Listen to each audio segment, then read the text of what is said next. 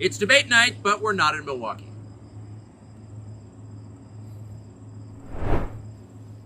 Mr. President, thanks for joining us. Thank you. Why aren't you at the Fox News debate tonight in Milwaukee? Well, you know, a lot of people have been asking me that, and many people said you shouldn't do them, but you see the polls have come out, and I'm leading by 50 and 60 points.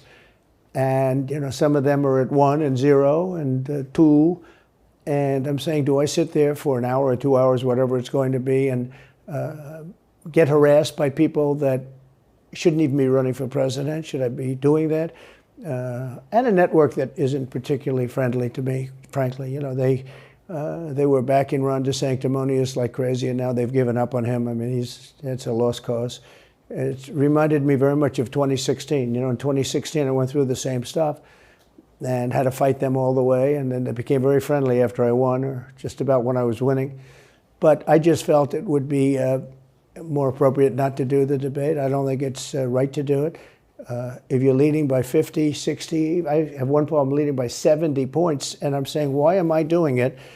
And I'm going to have 8 people, 10 people, whoever made the debate, I don't know how many it is, but I'm going to have all these people screaming at me, shouting questions at me, all of which I love answering, I love doing, but it doesn't make sense to do them. So I've taken a pass, as you probably noticed. Well, I did. I'm grateful that you did. It's interesting, though, because you spent a lot of your career in television. Yeah. You had a top show in television on NBC. But you don't feel the need now running for president to do television, obviously. Do you think television is declining? Well, according to a poll that I guess we just saw, it just came out where it's down like 30, 35%, but I think they were referring to cable. I think cable's down because it's lost credibility. MSNBC, or as they say, MSDNC, is so bad. It's so wrong what they write and what they do and what they say. It's, you know, it's fake news, as I said. I think I came up with that term. I hope I did, because it's a good one. It's not tough enough anymore. It's corrupt news. You know, really what you do is call it corrupt news, but somehow that doesn't play as nicely. But it is corrupt news. So you have MSNBC and you have CNN, who's absolutely doing no ratings at all. I mean, they're dead. But they're doing none because they don't have credibility. They really don't have credibility. Fox is way down, as you know. And the good old days are long ago. I will say this, it could come back, but they just don't have a lot of credibility, Tucker. You know that perhaps better than anybody. I think it was a terrible move getting rid of you. You were number 1 on television, and all of a sudden we're doing this interview, but we'll get bigger ratings using this crazy forum that you're using than probably the debate or competition. When you say there are people on stage who shouldn't be running for president, who do you mean? Well, I don't want to really use names, but it wouldn't matter too much. A guy like, I call him Ada Hutchinson. It's Asa, but I call him Ada. Why do you call him Ada? You know, I could tell you, but I don't want to get myself in a little trouble. But he's weak and pathetic, and he was, I never understood the guy, never knew him. He was the governor of Arkansas, not a very popular guy. I don't know how but that state is such a great state. The people are so incredible in that state, and they love me and I love them. How does this guy get elected governor of Arkansas? But he's nasty always, and has been. A guy like Chris Christie, the guy left with a 8%, think of it, 8% approval rating in New Jersey. Now he's running for president. And he runs solely on the basis, oh, let's get Trump. He's like a savage maniac. He's like a lunatic. And that's all he talks about. His poll numbers are very, very low. He's about 2%. What's he like? You know him well. No, I've been friendly with him over the years, but I couldn't give him a job because I just never trusted him very much. I was just never one of his people that really trusted him. I never gave him the job. And that's one of the reasons he feels so hurt and so betrayed. And I understand that. I really do. I understand it. But I never gave him. You know, he wanted to be different things. He was looking at different elements of the administration, and we decided. I didn't want to do it, and now I'm glad I did, because you see. But you know, we had some great people. I had great people. We'll have even better people if we do this, because now I know Washington. Before I didn't know Washington, but guys like Bill Barr were terrible. I mean, they were, I would say, Bushies. I say that with respect to the Bush family, but they were Bushies, and it doesn't work out for us. It was clear, this is kind of far afield, but it was just interesting. I read Barr's account of his time. He wrote a book about it, right? His autobiography. And in it, he lies about Jeffrey Epstein's death clearly lies. Do you think Epstein killed himself sincerely? I don't know. I will say that, he was a fixture in Palm Beach. Yeah. I don't know what Barr said about it either. I have no idea what he said. What did he say? He killed himself, probably? He said he killed himself and that they were going to do this investigation. They never did the investigation. It's never been public. Well, and they hid it. And why are they doing that? And clearly Barr knew. But why would Bill Barr be covering up the death of Jeffrey Epstein? Bill Barr didn't do an investigation on the election fraud either, okay? He said he did, and he pretended he did, but he didn't. McSwain, the U.S. attorney in Pennsylvania, Philadelphia, said Barr just wouldn't let him do it. It was crazy. Barr became so petrified, so frightened of being impeached. They were going to impeach him. I don't know if you remember it. Yeah. It's not a big moment in history. But they said, we're going to impeach. They play a much rougher game, the left, the lunatics. And they were going to impeach Bill Barr, and he was petrified. Now, how do you not get impeached? Don't do any of this stuff. But he didn't do the job there. I don't know what he did with Epstein, but possibly he didn't. Do you think it's possible that Epstein was killed? Oh, sure, it's possible. I mean, I don't really believe. I think he probably committed suicide. He had a life with, beautiful homes and beautiful everything, and he all of a sudden he's incarcerated and not doing very well. I would say that he did, but there are those people. There are many people. I think you're one of them, right? But a lot of people think that he was killed. He knew a lot on a lot of people. He was killed.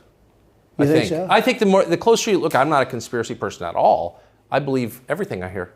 But yeah, the closer you look into it, I mean, the Attorney General of the United States, your Attorney General, clearly lied about the Epstein death. Yeah, and he was. Why? He was certainly. It wasn't well done. They had no cameras. They had no anything. Everybody was sleeping, and a case could be made. Look, I'm not going to get involved in it, but I can tell you, a case could be made either way. But it certainly wasn't the most well-run place. So the reason I'm asking you is I'm looking at the trajectory since 2015 when you got into politics, for real, and then won.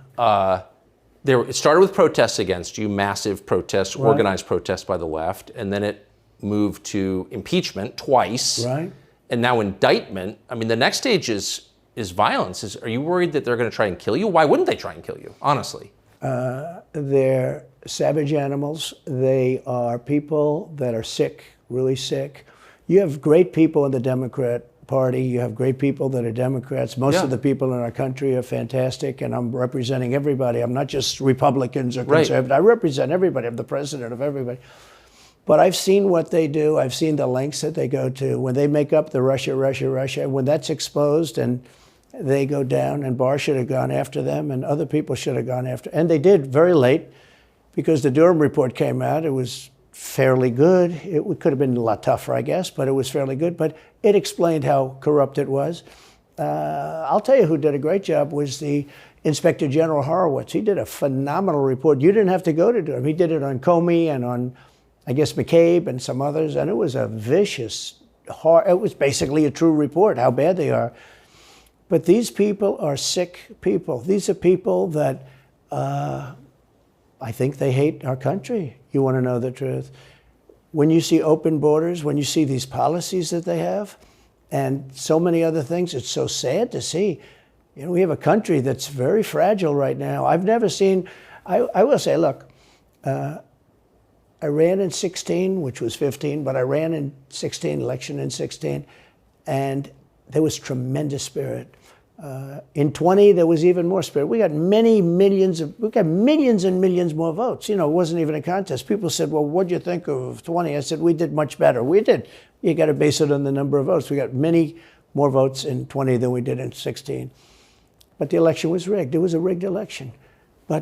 And with COVID, they used COVID to cheat in a lot of different things, and we have so much on it. It's like so easy. But we had judges that didn't want to look. We had people didn't want to get involved. They called you, he's a conspiracy theorist if you say anything about the election. But I have never seen spirit like there is right now. Even coming down here, just the people on the road that are just absolutely going crazy. And the reason is, I think they like me, and I know they love my policies. I hope they like me too. A lot of people say they don't like me, but they like my policies. I think they like me. But I have never seen spirit like it is right now. And the reason is because crooked Joe Biden is so bad. He's the worst president in the history of our country. I don't think he's going to make it to the gate, but you never know. But he's a corrupt person, so corrupt that I took the name off Hillary. I don't do two people at one time. I took the crooked Hillary and I retired the name. That was a good day for her. I bet she was very happy. And I used it for Joe because it's crooked Joe.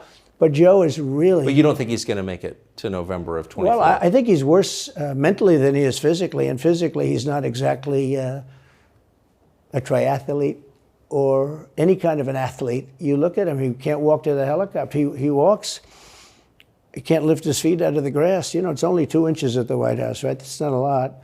But you watch him, and it looks like he's walking on toothpicks. So, and then you see him on the beach where he can't lift a chair. Those chairs are meant to be light, right? They're like 2 ounces. Yeah. You lift them up. He can't lift the chair. He can't walk to the chair. And I don't know what they're doing with the beach. This beach is seeming to play a big role, but they love pictures of him on the beach. I think he looks terrible on the beach. He looks terrible on the beach. Skinny legs. Well, he can't walk through the sand. Sand is not that easy to walk through, but when he walks through it, he can't walk through the sand. And there's somebody in there that thinks he looks fabulous at the beach. I think he looks horrible at the beach. Plus, the beach doesn't represent what a president's supposed to be doing. You're supposed to be working. You're supposed to be getting us out of that horrible, horrible war that we're very much involved in with Russia and Ukraine. You could do that. You could do that very easily. I believe you could do that I don't believe he could do it because he's just incompetent. But that's a war that should end immediately, not because of one side or the other, because hundreds of thousands of people are being killed. Can you imagine you're in an apartment house and rockets are going into that building and blowing it up and knocking it down? And why should anybody, human beings, is a human, whether they're Russian or Ukrainian or whatever they are, it's got to be stopped. And it can be stopped very easily. It would have never started. If I were president, it would have never started. So back to Biden, I'm interested. So you think he's failing? He obviously is failing. I think it's clear to everybody. But that would make Kamala Harris the candidate? Well, not really. I guess they'd have maybe a free-for-all. A lot of people say she has to remain for certain reasons the candidate. She has to. I don't think that's true, actually. I don't think that other people would stand for it. She has some bad moments. Her moments are almost as bad as his. I think his are worse, actually. Yeah. But she seems pretty senile, too. She speaks in rhyme. It's weird. It's weird. But she has bad moments. And in rhyme? What do you... Well, the way she talks, the bus will go here and then the bus will go there because that's what buses do. And it's weird. The whole thing is weird. This is not a president of the United States future. And I think they probably have some kind of a primary and other people will get involved. Newsom, right? Could be. I always got along well with him, believe it or not. But could be him, could be somebody else. He's got a big load on his shoulders because you look at California, what's happened. But I don't know if the American people really, the people that vote for him, I don't even know if they care. You look at so many of the things that are going on, and people don't seem to be, in the old days, if you had a bad record, it meant a lot. Today, if you have a bad record, it doesn't really mean anything. He looks good, he's a nice looking guy, speaks well. But Biden, every time you watch him talking, it's like he's walking on eggs. You're waiting for him to collapse. And he almost always does. And I got to know the leaders of all of the countries, essentially, but the big ones.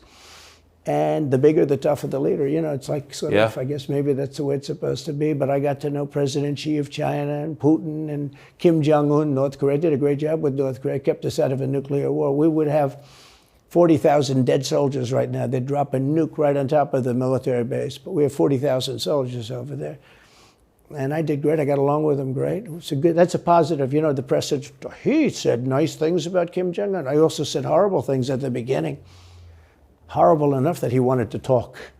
And we talked and we met in Singapore. We met actually twice. And we had unbelievable meetings. I know him very well. We were in great shape with him. What do you think he and Xi and Putin think of Biden? I think they can't believe it. I think they probably say this is some kind of a system. They had great respect for our country. They respected me. They had great respect for our country when I was there. Every one of them. Look, if you go to North Korea, you take a look at what happened. You know, the Olympics was dead. South Korea spent billions on the Olympics. Nobody was going to go. They didn't want to get blown up. They called me and they said, we are going to let the Olympics proceed. This is North Korea.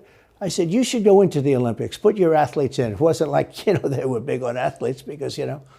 Famine. But they went in and they actually participated. And within about 2 days, the entire thing was sold out. And if it wasn't me, that would have never happened. But I got along very well with him, and that's a positive thing. He does have massive nuclear power, by the way. And if Hillary would have gotten in, or if the Obama thought process continued, it would have been a nuclear war, absolutely, with North Korea. He was expecting to go into a war, and it would have been a nuclear war. So do you think the rest of the world looks on at Biden and thinks someone else has got to be running the government? Well, somebody else has to be. I don't think he's capable of doing anything. Look, when I debated him, I said, how come, and this was in front of probably not a friend of yours, Chris Wallace. He was the moderator. Not a friend. I said, why is it he wants to be Mike, but he doesn't have the talent? It's one of those bitchy little man. He wanted to be his father, but he didn't have the talent of his father was great. He's a little fussy man. His father interviewed me in 60 Minutes. It was actually a 10. Can you believe it? No, I totally. His father had talent, at least. I may have been the only guy that he gave a good 60 Minutes to. He was rough. Really? His father was tough. He was great, though. He was great at what he did. But Chris Wallace was so upset. He was guarding this guy who wouldn't do a show, by the way. You know, he wouldn't do. I figured. I didn't mind Chris Wallace because Biden wouldn't do a show. And it was very obvious. You know, he kept asking him and asking, but he wouldn't do the show. So I figured he's got to like me. But he came from a different planet. But remember when I asked the question, why is it that the mayor of Moscow's wife is allowed to give you $3.5 million? Don't forget, that was brought up. Now it's brought up all the time. But that was brought up by me long before anyone ever heard of it. I said, the mayor of Moscow's wife giving you $3.5 million. What did you do to deserve $3.5 million? To Biden. And Chris Wallace said, this has nothing to do with the debate. I mean, he got in the way of the question. No, it was crazy. And I said, well, wait a minute. He got $3.5 million from the mayor of Moscow's wife. Now, people forget that, but if you go back and take a look, you will see. And Chris Wallace didn't want me to ask that question. I said, I think it's a very appropriate question. It turned out to be much more appropriate than people thought. Amazing. So do you have a preference in, assuming you're the Republican nominee and all goes as you plan it to go, do you have a preference in who you run against? In many ways, I'd love to run against him because his record's so bad. You know, it's still horrible when you look at inflation and everything else, but others also have very bad records. I mean, California's a bad record, so, you know, should it be Gavin or should it be somebody else? When I look at San Francisco, what's happened to that incredible city. That was one of the greatest cities in the world just a short while ago, and now it's very sad when you look at it. Los Angeles, every city practically, all the Democrat-run cities. You know, Republican-run cities are doing very nicely because they arrest people when you have crimes, and they don't go after political candidates because they think it's good. You know, I mean, it's like been amazing. My poll numbers are the highest I've ever had, but because people understand it. Can I just ask you, that gets back to my original question. So if the protest didn't work, you got elected anyway. Yeah. Impeachment didn't work twice, obviously. Indictment is not working. Your poll numbers go up. When they raided Mar-a-Lago in August of last year, your numbers went up. They can indict you 20 times and you're not gonna lose the Republican primary because of that. Well, so it makes it look even more ridiculous. I mean, the 4 indictments, and maybe there'll be more. I don't know. These people are crazy. But they're counterproductive. So if you chart it out, it's an escalation, is what I'm saying. Yeah. So what's next? After, try to put you in prison for the rest of your life. That's not working. So, don't they have to kill you now? I think the people of our country don't get enough credit for how smart they are. And I'm not sure I would have said this 10 years ago, but they get it. You know, they really get it. When somebody gets indicted, your poll numbers go down. When somebody gets indicted, you announce, ladies and gentlemen, I'll be leaving to spend time with my family and to fight for the rest of my life on this stuff. But you're out of politics. I got indicted 4 times. All trivia, nonsense, bullshit. It's all bullshit. it's horrible when you look and you look at what they're doing. The boxes hoax, I'm covered by the Presidential Records Act. I'm allowed to do exactly that. He's not covered, and he's got 25 times the number of boxes, and he's got them stored in Chinatown. He's got them stored in a flimsy garage underneath his Corvette at Penn. And by the way, at Penn, he gets millions of dollars. China pays this guy millions of dollars. See, I think he's the most corrupt president we've ever had. And he also has the distinction of being the most incompetent. And I believe both. I mean, he's both incompetent and corrupt. So and who I is running the actually government? believe he's compromised because China knows so much about him. They know where the money comes from. They know where it is, who paid it, and they probably paid it. Well, they do pay Penn, and he gets $1 million. I think he takes $999,000 because keeps it a little bit under $1 million, like by $1. But he, in many ways, is a Manchurian candidate. We have a Manchurian candidate. And he's afraid to tell Russia to get out of Cuba. He's afraid to tell China to get out of Cuba. He's afraid. China now is building, think of this, China is building military installations in Cuba. The Cuban population of Miami is not too happy because they're never going to be able to go back. And you don't even hear about it. And the worst culprit is the press, the media, because normally, when I first heard that China's building installations in Cuba, and installations means military installations, okay, they said just some communication. They did that on the islands with Japan. They took the island, they started this massive construction, and they told everybody, including the Japanese have to be very careful, they told everybody that this is a housing development. They're going to build a housing development. And I said, how come the runway is 20,000 feet long? Private jets need 4,000 feet. They don't need 20,000 feet. The big ones need 20,000 feet. They don't even need 20. And I looked at the runway. I said, that's the largest runway ever built, both in width and length, for housing development. There's nobody that has a plane that big that you would have a runway that's Why that's is for China testing. allowed to conduct imperialism in our hemisphere? Well, yeah, and it's far beyond Cuba. It's all over South America. Yeah, in the Caribbean. So we built a thing called the Panama Canal. We lost 35,000 people to the mosquito, malaria. Yeah. We lost 35,000 people building. We lost 35,000 people because of the mosquito. Vicious. They had to build under nets. It was one of the true great wonders of the world. As he said, one of the 9 wonders of the world. No, it was one of the 7. It happened a little while ago, It says 9 wonders of the world. You could make 9 wonders. He would have been better off if he stuck with the 9 and just said, yeah, I think it's 9. But this is one of the true 7 wonders of the world. And you take a look at the Panama Canal. It was such an incredible engineering marvel. We sold it under Jimmy Carter. We sold it to Panama for $1. The following day, they quadrupled the amount of money that ships had to pay to get across. They didn't lose one ship. And now they've made it much bigger, and now they've widened it. They've doubled it, right? They've more than doubled it.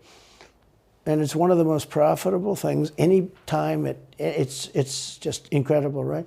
We gave it away for $1. China now controls it. They actually control the Panama Canal. They run it, they control it. And we shouldn't let that happen. And we can't let China be in Cuba. And they'll get out. If I'm president, they'll get out. Because I had a very good relationship with President Xi, but he respected this country, he respected me. And he'll get out. And we can't let them run the Panama Canal. We built the Panama Canal. Should have never been given to Panama. We should have had it. But we gave it for $1. Think of it. They quadrupled. In one day, they lifted the fees, which are, pretty big, for these massive ships to go through, right? Rather than going around the Cape and through all the tremendous storms, such beauty, it's beautiful stuff. But you didn't want to get caught in those storms. Those were storms that wiped out the biggest ships. And we go through the Panama Canal, we built it, and we gave it away for $1. Think of that, how stupid are we? We have done the stupidest things in this country. And now we have a president that can't put 2 sentences together, can't speak, can't walk, can't talk. I don't think he gets to the starting gate, but these people do miracles. I mean, he ran out of his basement, and you got away with that one because of COVID, so he sort of got away with it. They cheated on the election, But you have people that are very smart, but they're fascists and they're radical left lunatics, and they're destroying our country with the all-electric cars and the windmills all over the place, which, by the way, don't work, and they're all, most of them made in China. For the most part, they're made in China. Germany a little bit, but China. But you look at what's happening to our country, even no voter ID. I mean, why don't they want voter ID? There's only one reason they don't want voter ID, because they want to cheat. I mean, who doesn't want, the Democrat convention, the last one, they had voter ID that was this big. It looked like a prison card, this big on their chest. You walked in, they had your picture, your this, your fingerprint. They had everything. The most incredible voter ID I've ever seen. That was to get into the Democrat National Convention. But to get in to vote, if you buy groceries, if you buy practically anything now, you have ID on a card, credit cards or otherwise. But don't you think it's racist to have to show your ID? Well, they probably say that. They use anything not to show ID, because voter ID is pretty simple. And we could go back, and we should go back to all paper ballots, voter ID, same-day voting. France did it. France had mail-in ballots, and it was terrible. Anytime you have mail-in ballots, you're going to have massive cheating on your elections. Anytime, but not just the presidential election. Anytime you have... Isn't that the whole point of them? Yeah. So you can cheat? Oh, yeah, sure. It's their whole point. That's their whole point. They want to cheat, yeah. They have to cheat because their policies are so bad that if they didn't cheat, they couldn't get elected. Who wants open borders? Who wants high taxes? Who wants high interest rates? Who wants to not be able to use a gas stove or have to drive an electric car, which, you have a 4-hour drive, but the car only goes an hour and a half, so you have to charge it. The happiest moment for somebody in an electric car is the first 10 minutes. In other words, you get it charged, and now for 10 minutes. The unhappiest part is the next hour, because you're petrified that you're not going to be found another charger. People, I'm saying, I'm not knocking electric cars, they're fine. They're fine. But if people want to buy a gasoline car or a hybrid, hybrids are pretty good, actually, but they should be allowed to buy. They don't want to do any of this. So right now, California's in a big brownout because their grid is a disaster. The grid all over the country is sort of a disaster, but the grid in California. And yet, they want to have in a very short period of time millions and millions of cars going off that grid, essentially. It doesn't work. So plug your car into a grid that's failing. You should be able to buy an electric car. Electric cars could be fine if you drive short distances and you want to have, whatever, and you have plug-ins everywhere you go. They could be fine. But you got to have gasoline cars. You got to have everything. Let people buy everything. Now the new thing is your heating systems in the house. They don't want you to have a modern-day heating system. They want you to use a heating system that will cost you at least $10,000 to buy and won't work very well. None of the stuff works as well. One of the things I did with EPA is you have states, many states, most of the states have so much water. It comes out of heaven, right? The water pours down and you have it. It's there. It's got to go wherever it goes, into the oceans, whatever. It's not like a big problem. Now, in some states, they have a problem. You have some desert areas and all, and for that, it's okay. But they have sinks where no water comes out. You turn it on, no water comes out. No water comes out of the shower. No water is allowed to go into the washing machine for your dishes or for your clothing or what. And I avoided all of that. Wait, they have sinks where no water comes out? Sure, you have restrictors. When I say no water, very little water. You want to wash your hands, right? Yeah. And you've seen this. And you turn on the sink and it's very little. Or you want to wash your beautiful hair, right? And you're standing under a shower. Then the suds never go. If the water comes out very slowly. I'm sure you've seen this. It usually takes place in new hotels and new homes. Yeah, you take a drill and take the they have limiter out. Well, you can, but now they make it so you can't do that so easily. They have a restrictor. It's called a restrictor, and it restricts the water from coming out.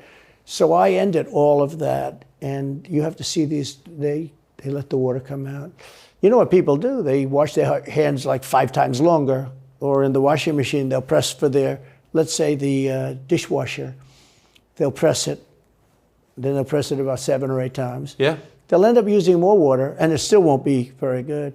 I met with the head of Whirlpool. They were practically going out of business during my administration, and they said to me, from Ohio, incredible, great state, I love Ohio, and they were really doing badly because people were dumping washing machines all over, mostly from South Korea, but also from China. And he was explaining it's just a terrible situation. I said, let me ask you, how's the quality? He says, we're better, but they are good enough quality. But, of course he's going to say that, but, they are better. He said, but they don't allow us. They're dumping these machines. They're cutting us in half. They're killing us. And on top of it, the government won't let us use water in our machines. I mean, he shows me like a quarter of a bottle of water. That's supposed to be washing clothing. And I freed it all up, and I put tariffs on these countries that were selling and the machines coming into the country. And that company went from all the washing machine companies, they make washing machines, they make dryers, they make all of the different machines that do this kind of work, including dishwashers. And they went from a disaster area to being just thriving. But can I ask, they love me in that part of Ohio. Well, I bet they do, but why should EPA, no one at EPA was elected by anybody, Yeah. Why do they have the power to decide how much water your washing machine uses? Shouldn't Congress in a democracy get to vote on that? Yeah, you could say that. They do things that are not very... So how do you, that's my question, how do you, if you get elected again, go back to Washington, how do you keep the agencies under control? How do you keep FBI and CIA specifically under control? The way you do it, like I fired Comey, that was a big deal. A lot of people said, and I fired him very early. Somebody said, oh, I wish you would have fired him. There was a real question about firing him anyway. You understand, because when they have a 10-year term, there is a question. I fired Comey. That was a great thing. If I didn't fire Comey, maybe I wouldn't be talking to you, or I'd be talking to you about real estate or something else other than politics, right? That was a coup, in my opinion. That was a very sick deal. That was the insurance policy. You remember the insurance policy? Oh, she's going to win, darling. She's going to win. But just in case she doesn't, we have an insurance policy. And insurance policy was what they were doing. And we caught them with that. That was a very important tweet or whatever it was, text. It was a big deal. That was a big deal. The insurance policy. She's going to win 100 million to 1. That's not good odds. At least they gave me one, right? 100 million to 1. But just in case she doesn't win, we have an insurance policy. And everybody said, that's strange.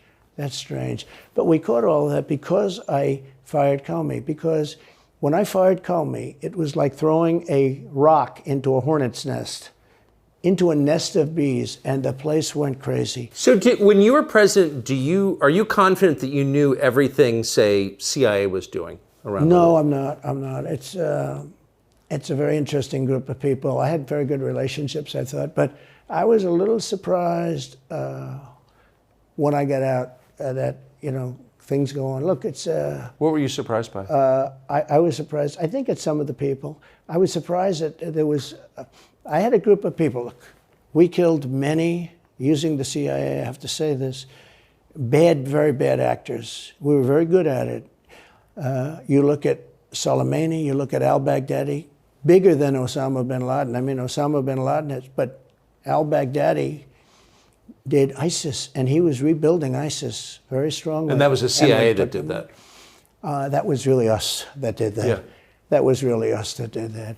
And Soleimani was us that did that, not so much CIA. But we did some very good work with the CIA. But I started, when I looked at the 51 intelligence agents saying that was the laptop from hell was Russia disinformation, when I took a look at that, I said, that's a horrible thing. They knew it wasn't. They knew it was not. And by the way, you're talking about cheating on the election? McLaughlin and Fabrizio, great pollsters, if they said a thing like that plus other things meant anywhere from 10 to 17% of the vote would change. Whatever happened to Mike Pence? You've always been nice to Pence. I've never heard you criticize Pence. You've defended him in public many, many times. He's out there attacking you. What is that? So Mike wants to run for president. You got to understand, in my opinion, Mike Pence had the absolute right to send the votes back to the legislatures. The Democrats and everybody said, you don't have the right. In other words, what I said, is he a human conveyor belt? You mean if he finds fraud in Pennsylvania, in Georgia, in any of these states, Arizona, he has to send them to Mitch McConnell, right? That's right, sir. Well, if he finds fraud, he has to? Yes, sir. I said, so he's a conveyor belt. Boom, put him in. I said, I don't agree with that. And we had some lawyers, not all, we had some lawyers that said, no, you do have the right to send them back to the legislatures to be rechecked. Because if you looked at what went on in Wisconsin, who, by the way, now agree with me, Wisconsin has been virtually, other than the fact they're not allowed to do anything statutorily. But Wisconsin has been, I mean, what they found is incredible. I mean, we won Wisconsin. But Mike Pence had the right, in my opinion, to send him back. Do you ever talk to him now? No, I haven't spoken to him in a long time. I was very disappointed in him. I didn't want to do what Thomas Jefferson did. Thomas Jefferson, it was Georgia. And it was, hear ye, hear ye, the great state of Georgia is not capable or allowed to tabulate their votes. And Thomas Jefferson, who was the vice president, said, is Georgia sure that they cannot tabulate their votes? Georgia is sure. He didn't send him back and have him redo it. He said, we will keep the votes of the great state of Georgia for Thomas Jefferson and his president. I didn't ask him for that. Could have done that too, but I didn't. I thought that would be turmoil. I asked him to send him back to his legislature, to the legislatures, you know, in Wisconsin, let's say. But why didn't he? I mean, you'd worked together for 4 years. You're the president. He's VP. You say you're aligned on everything. I think he got very bad advice. I really do. Now, let me tell you what happened. I sat there with a few people. I think his lawyer was in the room too. His lawyer was very much against it. There were other lawyers that felt you could do it. It was one of those things. I think you could have done it. I think you can always do something if you see fraud or if you see problems. But it's very interesting. So after the election was over, the rhinos got together with the Democrats and they redid the election, so you couldn't do it anymore. So then I called the people. I said, so in other words, you're saying I was right. You could do it. Yes, you could do it. In other words, they took the Voting Act and they redid it so the vice president no longer has the power to do what I said he could do. So when that happened, I said, wow. And you know, you'd look some of these Democrats in the eye and they'd say, he has absolutely no right to do it. And immediately after the election, they met rhinos, could name them all, and Democrats, and they approved legislation that takes away the right of the vice president to do it. So I said, so you're saying I was right. The vice president did have the right to do it, and they said, yes, he did. So if you're saying they stole it from you last time, why wouldn't they do the same this time? Oh, well, they'll try. They're going to be trying, yeah. And not only me, you know. Look, DeSantis is out. I think he's gone. So he was at a level. People have figured him out. He's gone. But if somebody else got in, other than me, they'll go at him just as viciously as they did me. These people are sick. They will go after them. And a lot of people say they won't be able to hold up. I do get credit for holding up quite well, I must tell you. I think it's... How do you do that? How do you get indicted, you know, every week and stay cheerful? I think it's a lot easier because I'm so high in the polls, because it means the people get it. The people see it's a fraud. The people see it. Like this horrible district attorney from just a little while ago, from essentially Atlanta, that's Fulton County. She said, basically, I don't have any right to challenge an election. Well, what about Stacey Abrams? What about Hillary Clinton? What about all of these Democrats that are still challenging my election? The same people that are saying he's challenging an election challenged my election. And they did it with slates. They did it with all sorts of things. They were very bad about it. But basically, they're suing me and they're saying you don't have any right to challenge it. If you challenge an election, we're going to indict you and put you in jail. So what they're doing is they've weaponized, and don't kid yourself, the DOJ and Biden and the whole group, they're watching all of this stuff. They love the local stuff. You know, the DA in Manhattan. Not only that, they put one of the DOJ top people into the Manhattan DA's office to run things. They don't even have a case against me. It's not even a case. Everyone says, even the Democrats say, you can't bring these cases. You have no case.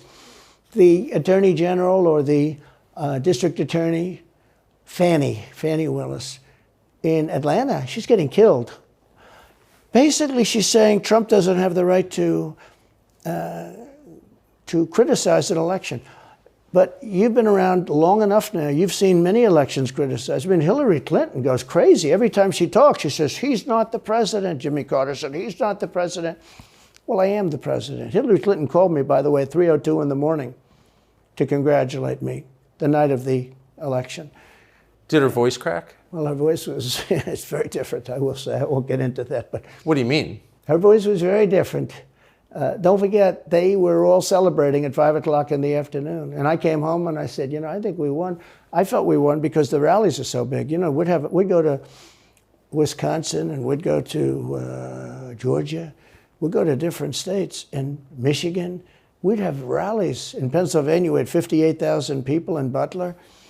And I said, how are we losing this? How do you have a rally where you have from 50 to 100,000 people, many of them? I did 7 a day for a couple of days. That's a lot. That's a lot. These are big rallies too. And I didn't hold back. I didn't say, let's make them let's do abbreviations, right? But they challenged the stuff. Yeah. Hillary called me up and conceded. Now the word is that Obama said you have to do that. But she called up and totally conceded. But now, every time you see her on television, she's saying she's challenging the election. Do you think? So that would mean that she should be indicted, but that would mean also that Stacey Abrams in Georgia should be indicted because she still thinks she won the election for governor. She still thinks that. She's never recanted. And do you think Stacey Abrams will be indicted for that? No, of course not. She won't be. The Democrats don't get indicted for things like that. They don't get impeached. No, it's a different thing. With that being said, yes, I had great support when they did impeachment hoax #1 and impeachment hoax '2. Jim Jordan. The House was fantastic. And actually the Senate was very good for me, other than, Mitch McConnell. I think it's too bad I endorsed him. He was begging. He was going to lose that race, and I endorsed him, and he ended up winning the race because of my endorsement. He was down. He was going to lose to Amy McGrath. She was $90 million in cash, all set to go. She was leading by 3. He was going down. I did him a favor, and then 3-4 months later, he really wanted to impeach me. He's a bad guy. But if you look at what's going on politically, it's so interesting. The level of loyalty is different in politics than it is in normal life, I will say. With that being said, I've had great loyalty also. But the House was fantastic. The Senate was very good. They overrode Mitch McConnell. Mitch McConnell, in my opinion, was trying to get senators to impeach me, especially for the second one. And on the first one, he acted very, very slow. He should have gone much faster.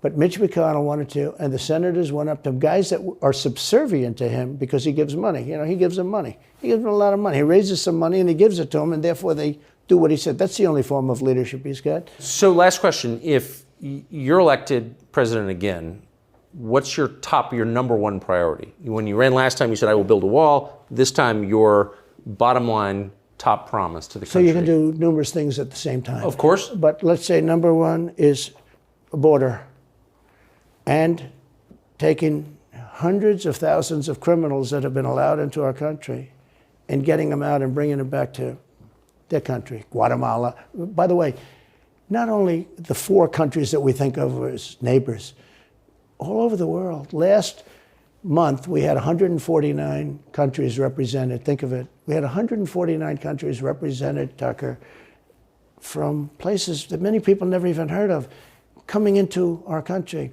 And they're coming in from mental institutions, and they're coming in from prisons. They're emptying out their prisons all over South America. They're emptying out their mental institutions. Terrorists are pouring into our country. We have no idea.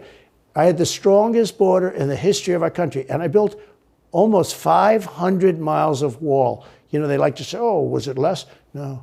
I built 500 miles. In fact, if you check with the authorities on the border, we built almost 500 miles of wall, and I had another 200 that I was going to build. It's like water. It seeks.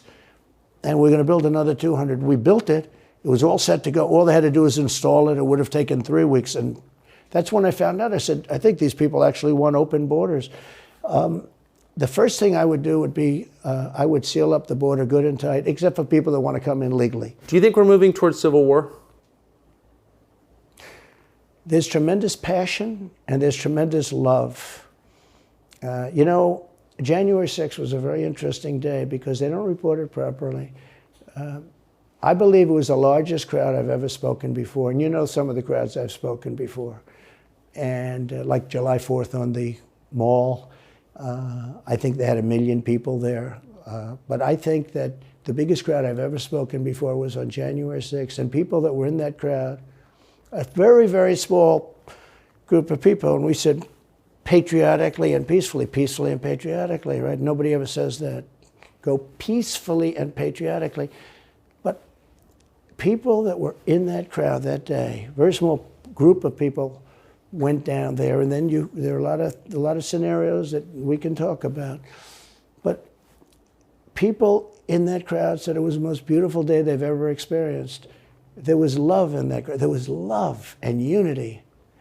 I have never seen such spirit and such passion and such love. And I've also never seen simultaneously and from the same people such hatred of what they've done to our country. So do you think it's possible that there's open conflict? We seem to be moving towards something. I don't know, because I don't know what it, I can say this. There's a level of passion that I've never seen. There's a level of hatred that I've never seen, and that's probably a bad combination. Donald Trump, thank you. Thank you very much. Very much. Thank you. That is a bad combination, by the way. Bad combination. Thank you.